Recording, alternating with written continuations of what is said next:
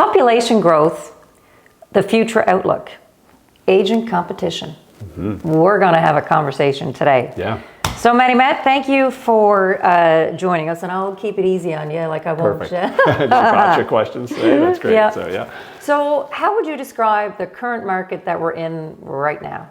I mean, I know it's only been a couple of weeks, but still. Yeah, I mean, I think I'm optimistic that there's some momentum that came in December. I felt like December, even though the numbers don't bear it, that I was having a lot of anecdotal conversations about stuff lining up for the new year. So I felt good about that.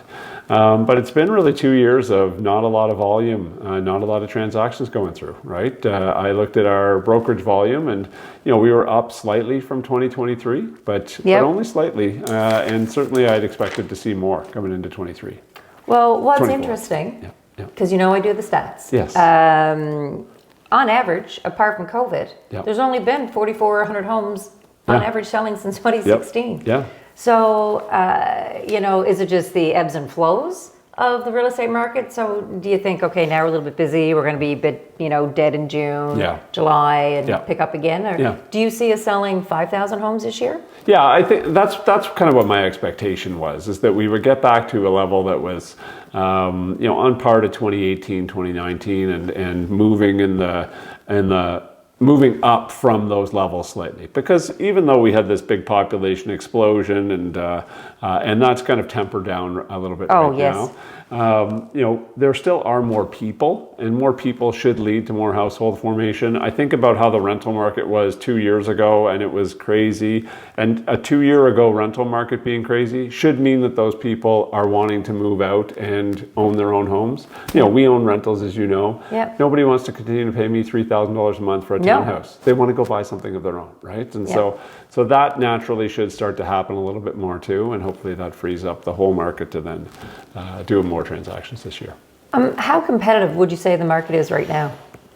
I would say that in certain segments there still is some competitiveness, but in other parts of it you've got lots of time to make a decision. So as you're kind of entering the market in that kind of first-time buyer market, I think there still is some competition there. Yes. And then as you get into the move-up market, I don't think that as a buyer you should feel that level of pressure. I think you have time to make a rational decision without having to worry about competing. So I know that you being a broker of one of the largest brokerage here in the city, and you are pretty ingrained in other markets. Yeah. How would you say our market compares when you're speaking with brokers to other parts of Canada? Yeah. Are we all normal, or? Momentum's built elsewhere before here. So when I talk to Toronto, they're talking about a really solid second half of the year last year, which we didn't see any real change from first half to second half last year. The colleague I have in Edmonton will tell you that 2024 was the busiest year they've ever seen in their marketplace. Isn't that crazy in Calgary? Bananas. Calgary, Edmonton, Alberta, most of Alberta, I would say. So, he described it for me. He said the Edmonton board normally would put through 19,000 transactions in a year, and they did 27,000 last year. So that's a big jump. What was the jump there? The economy, or what? Economy, jobs. It's a favorable tax environment. So if you're starting a business, you're going to do that there. There's just an optimism there that exists in Alberta that doesn't always exist in other parts of Canada, particularly Atlantic Canada. Sometimes suffers from that. So, certainly, I think they've got good momentum in Alberta right now, and we had that for a bit, and it's time to think about how we regain that as a region. I agree. Doing the stats the other day, I looked at, the East Hants, Enfield area. Yeah. They were crazy last year with over 1,000 sales. With that sprawl that's happening out there, because it's more affordable, right? It's, that's right. Your new construction out there is 600 and change. How do you think that's going to affect, let's say, more urban areas, where people would typically go, like your Sackvilles, your Eastern Passage, Spryfield? How do you think that expansion there is going to affect those markets? Yeah, I think when I'm a buyer, I am looking for what kind of lifestyle I'm going to be living in, right? And so, oftentimes when we talk about a market analysis that we're doing for someone on their home, if I'm in Eastern Passage, I look at all the sales in Eastern Passage and say, this is what your house compares to all these other houses. But if I'm a buyer and I'm looking for something in the sort of 450 range, I'm probably open to looking at Eastern Passage or Enfield or Hubbard's on the other side, or wherever it happens to be, right? And so as new product comes on in Enfield that's comparable to old product in Eastern Passage, just using those as examples. Of course, yeah. I might be more attracted to that new product, and it's harder to sell the stuff in Eastern Passage, meaning that they then have to be more competitive on price. So as the sprawl happens more and there's not more people to fill up the sprawl, then those outlying areas have to compete with each other a little bit more, and by compete I mean that can drive prices down, because the time on market will go up. So it'll be interesting to see if population slows to the point where we've overbuilt some of these areas, how that's going to impact that area itself, but also these other parts of the city where it's older stock. Of course. Do you think that, I mean, how much more can they build out there? Like, I mean, I'm not selling out, but I wish I was. Phenomenal market. Is it going to be the same this year, you think? There's a lot of commitments that have been made. I've talked to some of the guys who are, the builders and the developers, and they've made some pretty hefty commitments to the province in terms of what they can deliver in exchange for, being permitted to do all this, right? And so, builders have to take such a long-term perspective. You know what I mean? Like, it's amazing. They have to be thinking 25 years down the road, which is why I think sometimes people underappreciate the amount of risk that goes into that.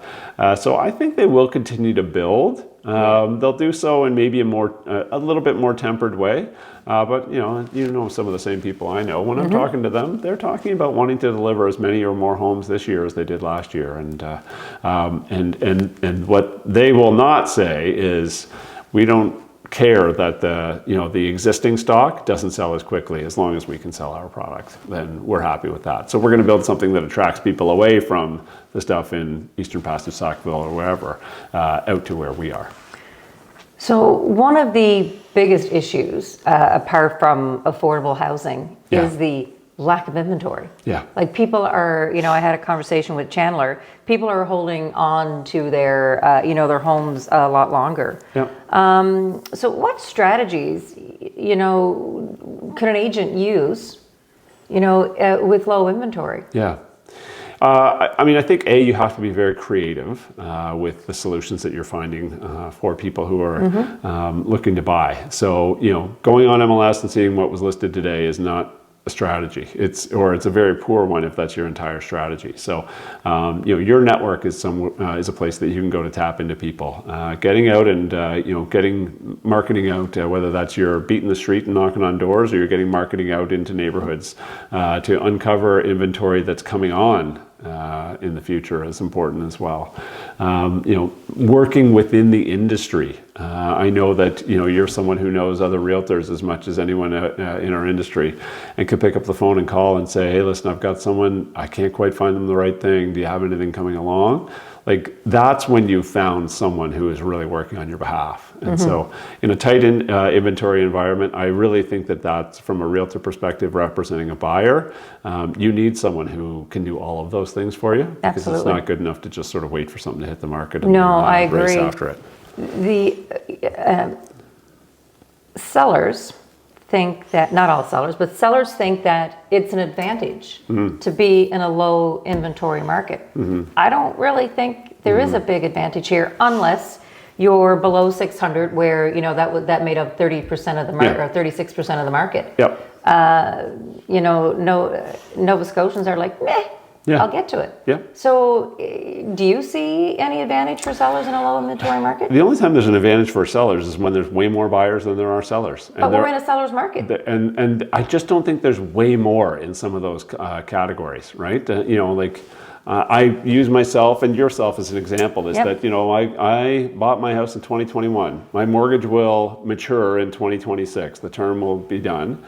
And when I go from my 1.79 rate to my 4.5 rate, that's when I'll really look at how much I love my house. Right now, I love my house enough at 1.79 as a rate that I'm not compelled to look around at what else I might want to do. When my mortgage payment jumps by, let's call it high 3 or 4 figures, you know what I mean? Then that's going to be a moment in time where I think, let's examine what our housing situation is, right? And decide what we want to do at that point. Do you think more people will jump ship? I do. I think people will start to put their houses on the market at that point because it'll be a compelling time. And so if I'm a baby boomer, my kids have moved out. I still have my great interest rate on my home that I'm not compelled to sell. And 2026 comes along, and all of a sudden my payment goes up by $800 a month. That might be a time where I look to say, great, let's take the money off the table and go something smaller, go to a condo, go to an apartment, go to something else, right? So we'll see. But if you look at 2024, so 21, 22, 23, 20, or what 2024 would have been, you bought your house in 2021, right? 3-year mortgage. If you're on a 3-year, yeah. Right. I think the 5 year is the prevailing one generally, but the 3 years, you're right, they're starting to come up. Well, they would have came up last year, but there wasn't that big turnover. Like we still had low inventory. Yep. Yeah. I do think that I'm talking about only, a nominal bump when the people on 5-year terms start to have to look at this stuff. Yeah. There just really has to, I think people just have to decide that they're interested in the housing market again, to be quite honest, because it was all the rage for 2.5 years, and now it's kind of become, it's exhausting, it's falling out of vogue. You know what I mean? It is exhausting. So. I think for me to see a real estate show on TV, I can't, oh my goodness. I agree with you. I agree with you. Yeah, I don't think I can unsubscribe from HGTV, but I would if I could. What would you say, apart from COVID, were the trends in the real estate market here? I think the crazy appreciation in rents has been talked about a lot, but it's been talked about from a kind of a homelessness through to, I can barely get into the rental market spectrum. So I think that the impact that's happened on sort of a 2-bedroom apartment that was $1,800 and is now $2,900, that's a trend that's really has impacted a lot of stuff. You know what I mean? Like, if all of a sudden you've had to pay $12,000 more a year to live, you don't have that $12,000 to put down towards the house that you want to go buy, right? Because it's ended up in a landlord's pockets. And so I think that's a big trend that, inventory shortage has been talked about, the need to build more has been talked about, rising prices on purchases has been talked about, and certainly rents have been talked about, low vacancies and whether or not people are caused to live at their parents' house or be homeless has been talked about. But the amount of possible equity that people have been building or possible down payment that people have been building not being there hasn't really been discussed as much, that I've heard anyway. And I think that's a trend that probably required a little more examination and discussion. So do you see rents continue to rise over the next 5 years, or are they going to stable off? I think they stabilize at this point now. I know you talked to someone just before me who was pretty big into the rental market and investment market, and I certainly have seen, as I've been putting up units for rent lately, it's not 175 applications anymore, it's 17. You know what I mean? Now I only need one, but it does show you that there's not as much demand there. So I don't think that every time I put a unit up that I'm going to be able to ask whatever it is I want. I'm going to have to do some real work to figure out what it is. But our population did increase from 2023 to 2024. Yeah, and I was just talking with some other folks today about what we expect about these, end of year numbers that we'll see for this year. And yeah, there probably are less people who are going to live in Barrington Passage, but HRM's still probably going to grow. You know what I mean? Yeah. People will have moved from out of the city into the city still. And so I think there still is going to be some pressure on rentals, but there's so much rental inventory that's sitting out there. There's apartments being built every day. Yeah, exactly. And so I think that demand is now being met. And so there might not be demand for, I hate to say this, the super luxury apartment, that demand might start to be met a little bit there. They did well at the Canard. At the Canard, and I'm looking at the building that is going up right by the Rotary there that the Ramias are building, and by all accounts that's full, and a 1-bedroom there is $2,500 or something like that. Like it's that high end stuff is still being gobbled up. But I think as we go over the next 5 years, that there's still going to be demand for the 2-bedroom $2,400 a month place. Whether there's demand for the 2-bedroom $6,000 a month place, I don't know if that'll be there 3 years from now. So no, I don't. I Cap Canada, it's not. And I remember apart from rents, Yeah. during the pandemic, the house prices kept going up, Yeah. and it was just crazy. Yeah. And I remember talking to Thomas. Yeah. And I'm like, Thomas, this is not sustainable. Yeah. There's no way that our housing prices can continue Yep. to rise like that. I mean, right. the bubble got to burst at some time. I mean, I don't right. think we're going to go way down. But No. Yeah. But it's got to level out, and let income catch up is what it has to do. So. But the only thing that I really see, I mean, the more than 50% of the houses that listed had price drops on them. Yep. For an average of $40,000. Yeah. You see the price drops on, like big price drops, obviously, on properties that are over $1 million. Yep. And you have to be willing to negotiate if you're a seller. Absolutely. A couple of $100,000. That's just like those buyers that we had. They're gone. Yeah. You and I have talked about this in the past too. It's a pendulum that swings, right? Yep. And so the pendulum swings so far this way, and then the last few people who try and price their house, they realize, I've overshot the mark here, and I've got to come down and meet. And so when we are in markets like we've seen, where there's just so much demand, so many transactions, and then that really transaction volume dries up so quickly, the pendulum swinging, you never get the chance to kind of catch up and figure out what the real market looks like. And I've heard it described as kind of like a whiplash, and so the sellers out there are feeling that whiplash right now, where 2 months ago you said I could put whatever price I want on it and 10 people will show up with money, and now no, it's not happening. I'm having to be counseled very carefully on the price, and I might get one person, and so now we'll see how they react to that over the course of the coming year. Yeah, it's a different market for sure, but we're back to a normal market pre-COVID. Yeah. But there are some nuances, because I believe that the expectation, for the amount of money sometimes that you would like to get for the house, is not there, and you can't tie your investment to, okay, I need this to retire, I agree, or I need this to go buy another house, because at the end of the day, the homeowner controls the price, what they want to list it for. They control how the house looks. They control, what comes in the offer.